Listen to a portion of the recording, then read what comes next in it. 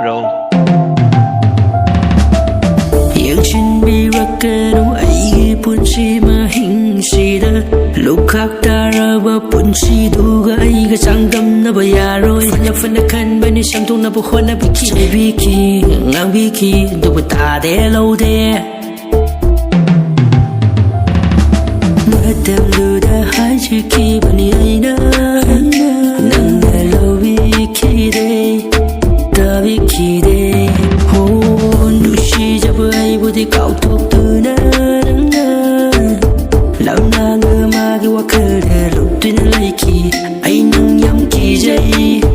ai bu hat pi ga no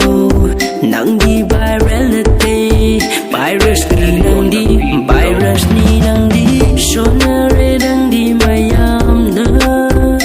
nang khang da ba lam dam si da kana lai te ngak chau ke tu ne hing ja ba pon si lai ka ta re nga si di sang ga chau bu pam lu nang di lai ka sha ra sha le do mai ni nang na nga si fan le ba ikai fi ru oi na le do oh my ex kari gin no nang na ba dal chat lam le ba nang bu khang da lam dam si da kana lai te kana lai te kana lai te thonggan khu ding nang gi wari yum thong khu ding nang gi na pa nang ga khang na ram bai sei mai tham ba ngam dre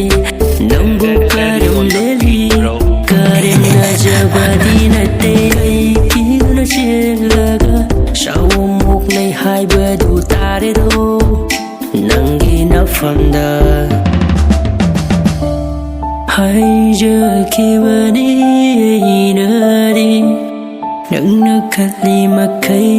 nang gi no pa wa loi ya du bu nang bu lo vi na ba di lai rồi ôi giờ ba ti do dai hing lam ba pun chi ga si di tai re amu ba ka le atu bu nang bu di ai na ta mo sheng ta ga cherry ang ngau ba gum na hing ring ai da mi rai ram ba lan da ba ai na ma tam da ka la ba shu ga si